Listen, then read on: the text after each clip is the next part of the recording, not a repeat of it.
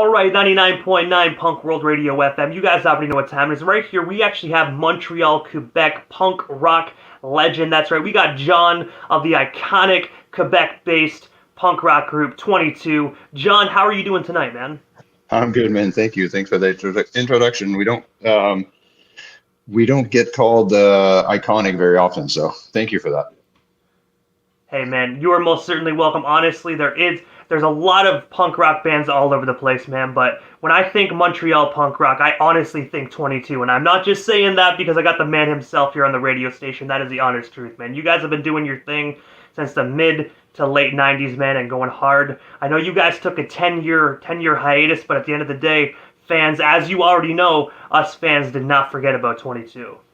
Well, again, man, I appreciate it. Thank you.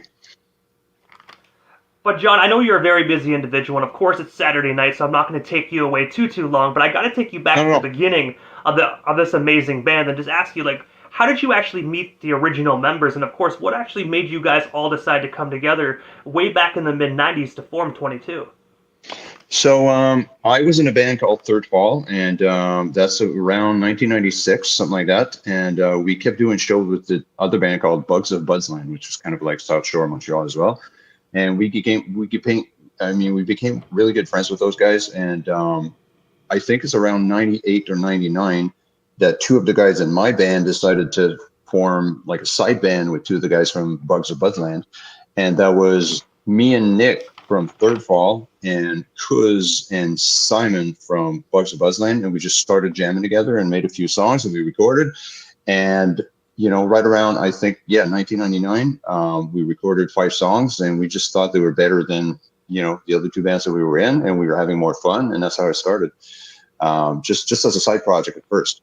And then we, all of us decided to make it our main thing. And that's 1999. We weren't called 22 then, we were called Catch 22. And we put out an EP called Winter Sucks in 1999. And right when we put it out, that's almost pre-internet. Internet existed. I didn't have a computer back then. So we couldn't search for names. And so we found out once the EP was out that there's actually another band called Catch 22. And then that's when we changed to 22. And that's, 99 or 2000, something like that. And that was actually my question as well, because I remember that particular album back in the day. And if I'm not mistaken, it was actually released on ES22 Records, if I'm not mistaken. Which is not a label at all. It's just so me and another guy from the band Third Fall used to be promoters for shows. Like anytime a bigger punk band would come to Montreal, Greenland would call us up and have us maybe book a show for those guys, in our hometown of Saint Jean. And that was the name of our production company. And even that was never registered or anything like that. It's basically teenagers putting a name on posters is basically it. So ES22 or whatever that's called, that was not a real thing. Just basically it's an independent, CD that we put out ourselves and just put that label on it. And going back to the name change here for a moment, because I do know, like, as well as you already know, Catch 22 one record, then you guys went on to 22. Did the other band actually contact you guys and be like, hey, you guys gotta stop and you guys gotta switch, or did you guys just catch on and be like, hey, there's another band, we got to do what's right and switch our name? Well, again, we put it out ourselves. We were basically playing in our hometown, maybe a show here and there in Montreal, whatever, but we weren't touring. And then when we found out that this band called Catch 22 was on, what's the label called? Anyway, a pretty big label. We're like, okay, yeah, it's got to be us. It's got to change. Obviously, it's not going to be those guys finding out, this small band on the South Shore of Montreal called, the same name. So, no, I don't even think we ever met those guys. We just decided, it was just simpler. And we had just put out the EP maybe a couple months ago. And I remember we printed out these, photocopied flyers that said, we're not called Catch 22 anymore, we're called 22. And that's how it happened. And I gotta say as well, Change My Face is actually one of the most iconic songs actually off that 5-track EP. Interesting. We liked it. We liked it a lot. We played it all the time. We played it every show back then. But it's, it's a slower song on that EP, and people really went for the super fast songs is what people, really wanted to hear back in those days. But we really like those kind of like Descendants, tempo songs. That's what we like playing the most. So we played that song all the time, but the people wanted to hear the fast ones usually. And also as well, in the year 1999, you guys actually released the phenomenal 8-track EP titled Porn Rock. I was wondering if you can actually just tell us a story behind this particular earlier release project, and of course, is it actually still out there to be streamed or purchased today? Because I do know, obviously, some records, some bands, they kind of like leave stuff in the past. Because obviously, '99, the internet was just kind of emerging. Yeah, that's the one. And I mean, it really sucks to say that when you're talking to someone who actually enjoyed that, mini album. But that's the one thing we all wish we never did. We did it incredibly fast. Simon had just come back from like a summer away. He came back 3 days before we started recording. He didn't know any of the songs, and it really it's not on him. I mean, but the whole thing is like so last minute that we released it, and then we never released it again. It's not on streaming services. It's not really something I want people to hear. It's kind of like a demo, like a bad demo that's put out on a CD. But the fun thing about it is, I was pretty good friends with Joe D from Jughead's Revenge, because from back in the day when we booked in bands, and so he stayed with me when he was in town, and we asked him to produce the record. So he came up and quote unquote produce that record. I don't think he knew what he was getting into, because we're just teenagers really starting out. But yeah, we did the best we could. But yeah, I mean, Joe D from Jugheads is officially the producer of that album.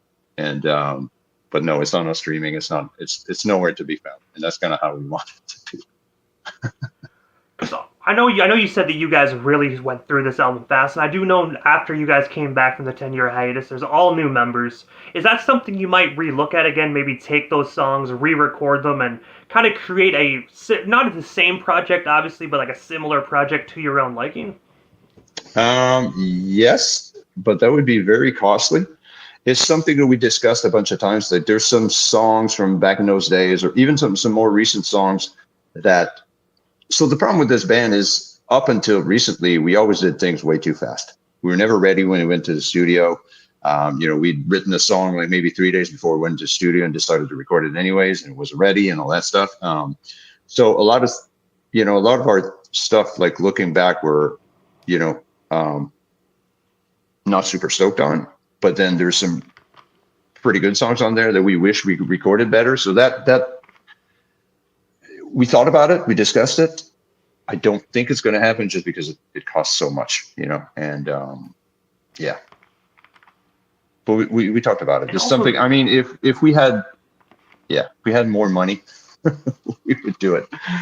But it doesn't really make sense. And before we move on the topic of this album, I do know this album was actually released by Springman Records. I was wondering, how did you guys ultimately get discovered by Springman? And of course, what was it like just working with that particular label just for the duration of this project? That's a long time ago. I remember very, very vaguely. For some reason, up until the new record, which is called Dismissed, we've always been on an American label. Porn Rock was on Springman, and then after that, we got on New School Records in Oregon. But Springman was in California. I forget how they found us. I forget how we even got in touch back then, because email, was a new thing. I mean, that's probably how it happened. But all I remember is that those guys had like booths at Warped Tour, and maybe they found out about us from a compilation CD or something like that, and I guess they got in touch with us and wanted to release us. But it's vague, man. It's vague. It's from a long time ago. And did you guys actually have the opportunity to actually perform at Warped Tour? And if so, what was the environment like just for a new and up-and-coming band like yourselves? Because obviously I know Warped Tour incorporated really huge bands like Blink-182, Green Day, Sum 41, and they also actually had up-and-coming bands as well, like yourselves at the time, to really showcase their talents. Yeah, we played a few times in Montreal, but always a small stage. I mean, what I remember from it, you had to show up very early. And then I guess when you're a small band, you don't really know where you're going to go on. And then you go on a small stage, and whoever shows up to see you shows up to see you.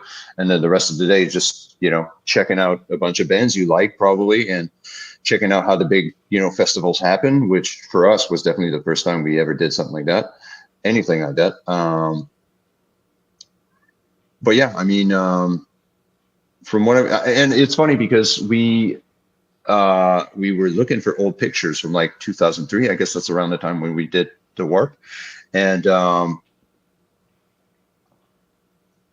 it's just kids, man, just kids, getting drunk in the afternoon under a tent somewhere, trying to sell merch and trying to not be too drunk to make it back home. That's kind of how it happened. That's how I remember it, anyways. I gotta say as well, Warped Tour is one of those festivals that I really think they should bring back. I do know it obviously ran its course. Things are a lot different nowadays, but I really wish Vans would just kind of, give us it back one more time just for a nostalgic run and see if it actually generates enough cash flow to keep doing it, man. Because Warped Tour days honestly was some of the best times ever. Yeah. I'm more of a small venue type guy. That's where the best shows I've seen happen. But then again, they would always have some of the bands that you never see otherwise. So of course, yeah, I'd go to see that for sure anytime. But I mean, there's so many festivals these days. I mean, just out here in Quebec, there's probably, I don't know, up to 10 a summer, like everywhere. Like even a small town would do these big ass festivals these days. So it seems hard to imagine that they would see a market for that because there's so many going on these days. Excuse me. Yeah. And also as well, in the year 2003, you guys actually released one of the biggest records of your guys' careers, which is the Dudes of Hazzard. That you guys ultimately re-released this year as a remastered, looking back 20 years on this monumental project. Can you tell us the story behind this 16-track album? And of course, what is one of your most fondest memories you have of actually recording this masterpiece?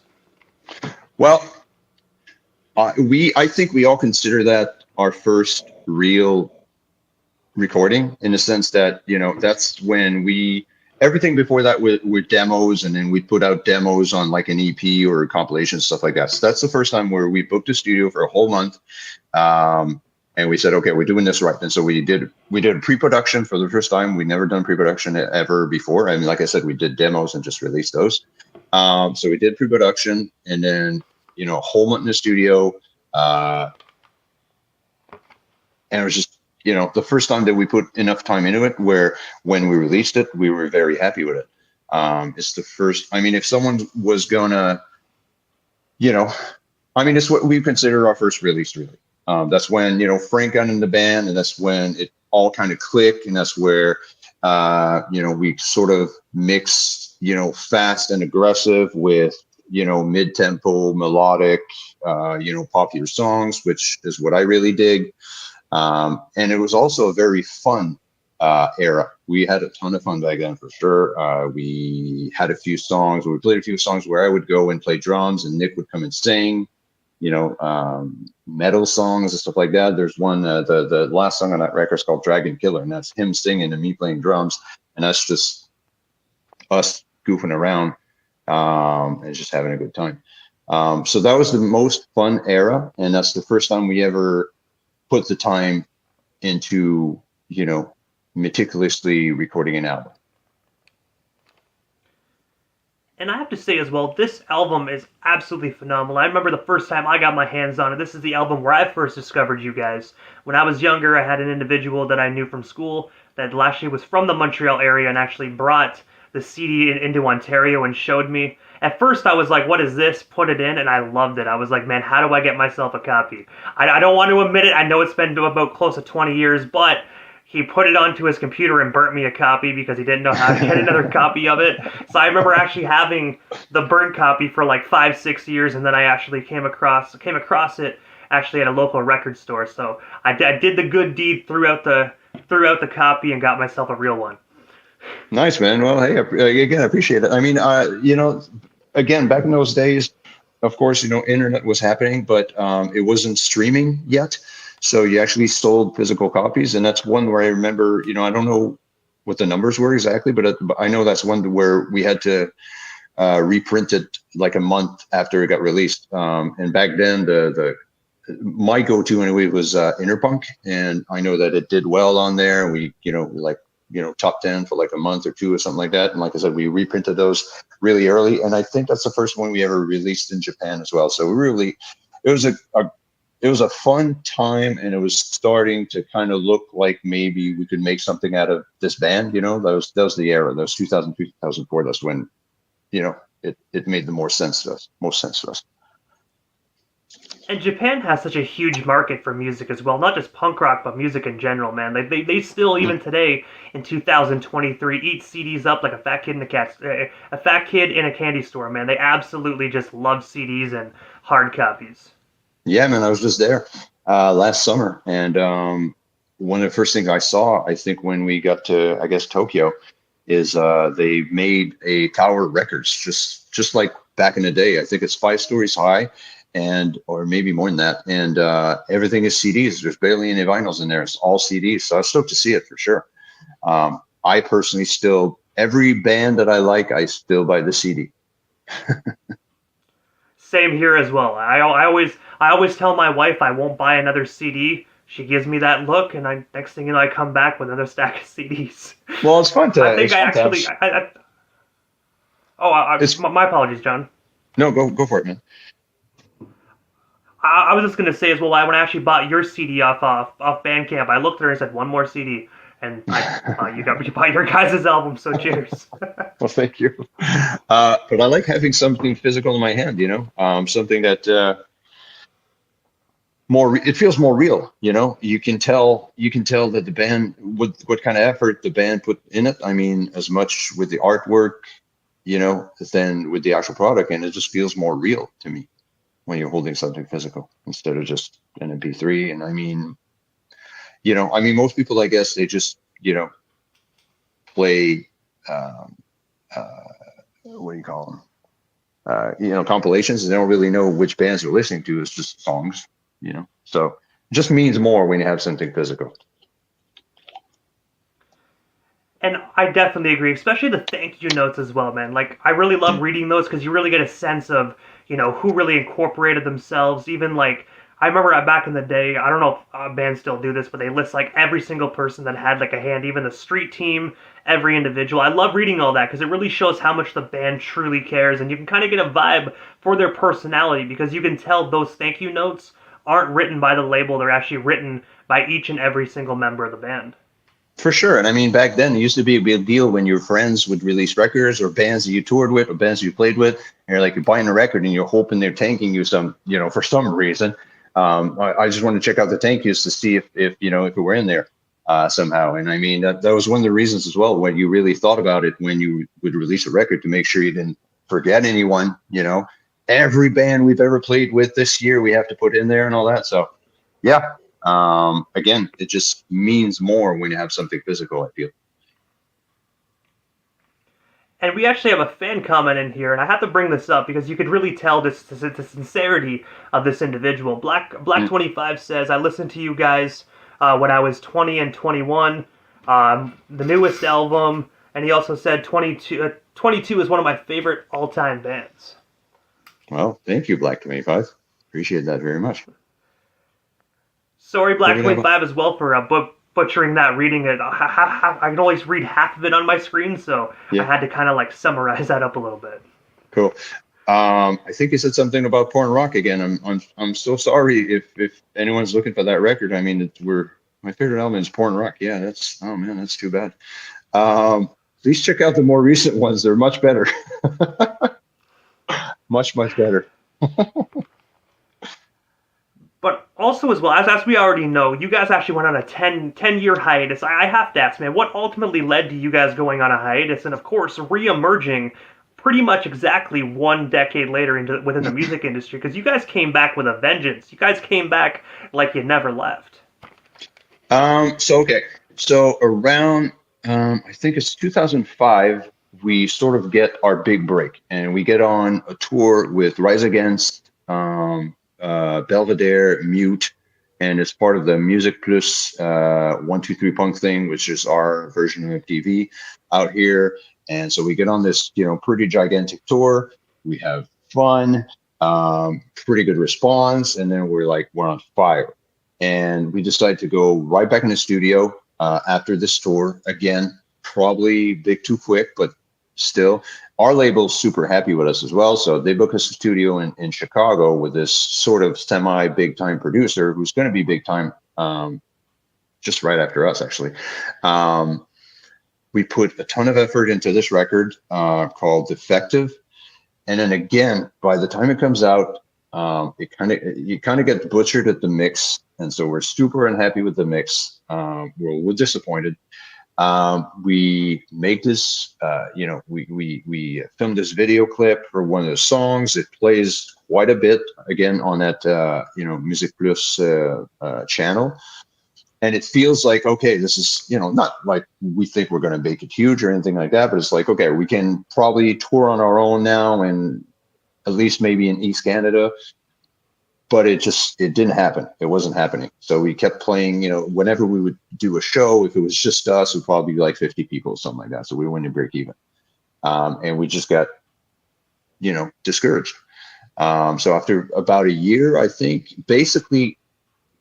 all the guys in the band started another band, which was very, very short-lived. And then after that, just everyone was starting bands, but nothing was really happening. And so, I kept playing music for the entire 10 years, and so did everyone else, I think.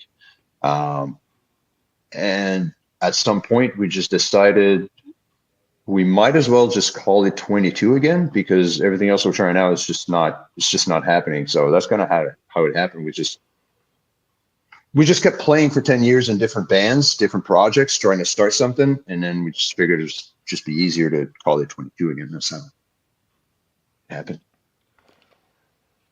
And also as well, July 22nd of 2022, you guys actually released another phenomenal album, actually titled Dismissed on Thousand Islands Records. I was wondering if you can actually tell us a little bit more about this newer full-length project. And of course, how did you guys actually get discovered by Thousand Islands Records? Because they are such a phenomenal Canadian-based label, man. I've never heard an individual actually talk bad about Thousand Islands Records. There's nothing but pure positivity when it comes from that label.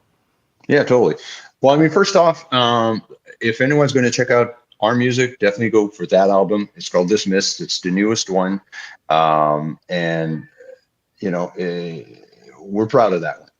We're happy with it. So what happened with that is that, so we came back, we did this EP called Nice Knowing You, put it out, did a few shows, and then basically COVID happened. So everything stopped. And, we took it very seriously. So we weren't going to, practice together and all that.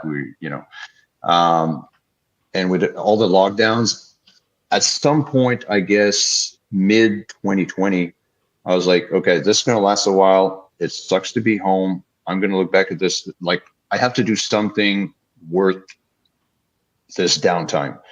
I have to look back on this period and at least, have done something of worth. So I started thinking, I had all these songs. We started working on new songs, but I had all these songs that I was writing, but no one to play it with.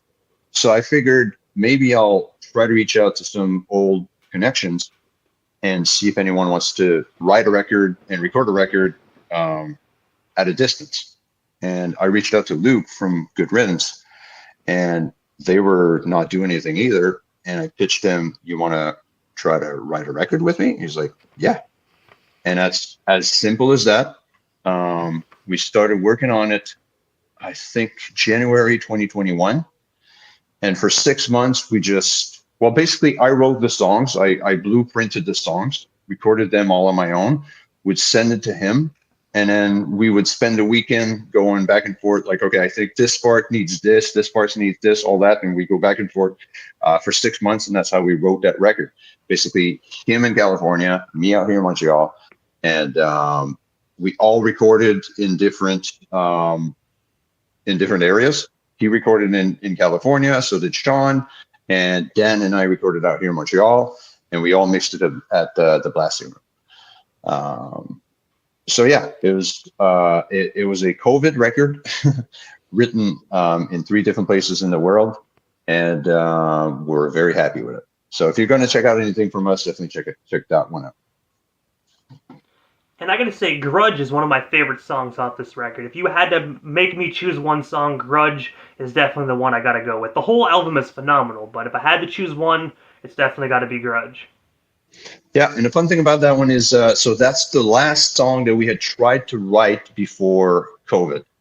So I remember the last practice we ever had, the 4 of us together, we were working on that song. It wasn't going to be anything like that, but the riff and all that. So that's Frank, that's our guitar player, or our prior guitar player. So that comes from him. So a few months later, I kept thinking about this song that we had started work on, and the riff just kept.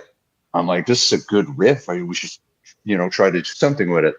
So I called him up and I'm like, do you mind if I use your riffs? He's like, let me think about it. And then a day later, he's like, yeah, man, fucking go for it.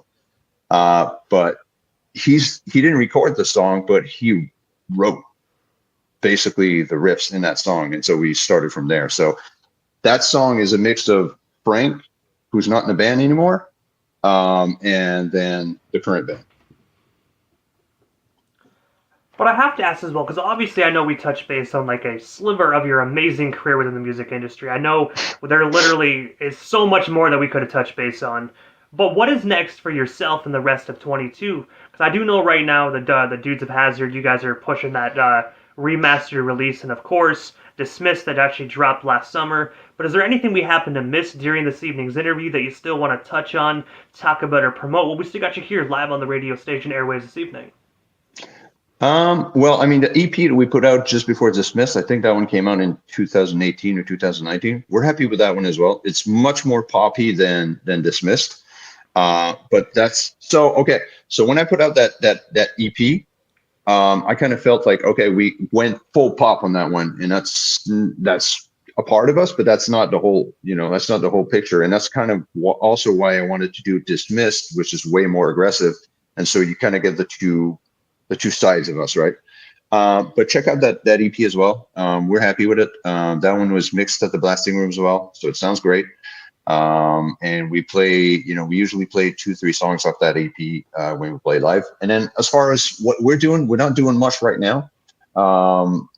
So we're going to see what comes up for next summer and the fall, but we don't have too much lined up right now. So we'll see. One thing that was pitched is maybe in May, we might do one show with basically the Dudes of Hazard lineup and the Dismissed lineup, and like do half and half, like half the show with the Dudes guys and half the show with the Dismissed guys. So that's up in the air right now. We talked about doing that. I gotta say, that would be one hell of a killer performance.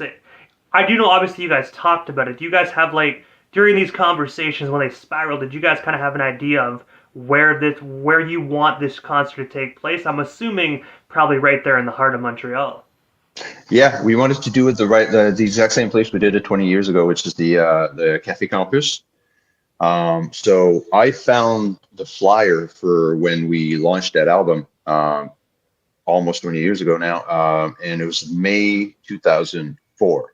So we were thinking we'd do the exact same place in May 2024.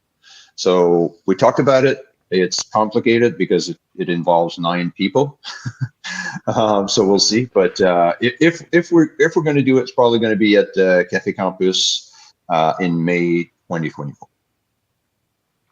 Well, I will say this for a fact. I'm only about 2 hours away from Montreal, if that. Really depends on traffic. So I will say this. Once I see that be announced on your guys' Instagram, I'm going to be getting tickets right during the pre-sale because I got to be there to witness that, man. That right there is punk rock history. You got 2 variations of the same band together. You got the past and you got the present coming together. You don't hear about that. Not a lot of bands, not even in punk rock, just in music in general. You don't hear a lot of past members and new members kind of gravitating and coming together as one big band for one show, man. So that sounds like a killer time. And I know the pit is going to be lit for this one.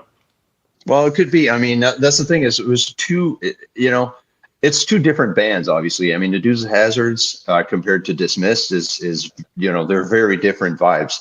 But that's the whole thing. That's the whole idea. Like, half of the show could be kind of that, back in the day, teenage fun vibe, and then going into, present, everything sucks kind of vibe.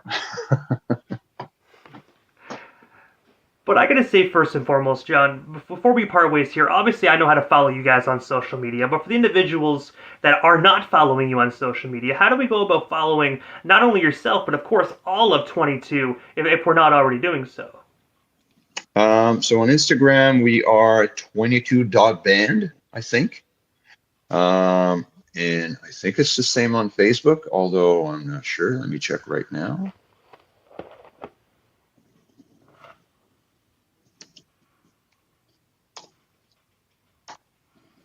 So on Facebook, it's Facebook/22 Punk Rock.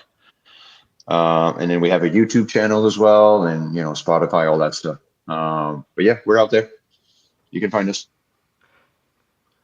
And I gotta say, first and foremost, John, thank you so much for not only giving myself and the radio station Airways a bit of your time here this evening, but also for years of amazing music, man. I'm so glad and happy to hear that 22 is back and still making music after all these years. And I'm super stoked to hear what comes next from you guys, man. But for now, thank you so much again, and definitely have yourself a phenomenal night out there in Montreal.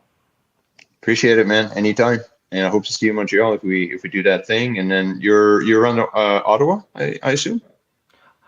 I'm in Prescott, but I'm actually going to be venturing to college in Ottawa as well. I'm about Okay. 40 to 45 minutes away from Montreal. Really depends on traffic and where you're going in the city. Okay, sweet. Well, man, I hope to see you in person. Hey, most definitely, man. You already know if it gets announced, I'll be there because, yeah, as a 22 fan, how the heck am I going to miss that? That would just be stupid of me to miss it. Well, I hope so. I hope it happens. I hope I see you there, man. Hey, most definitely, John. Thank you so much again, and definitely have yourself a killer weekend. Thank you. Thank you.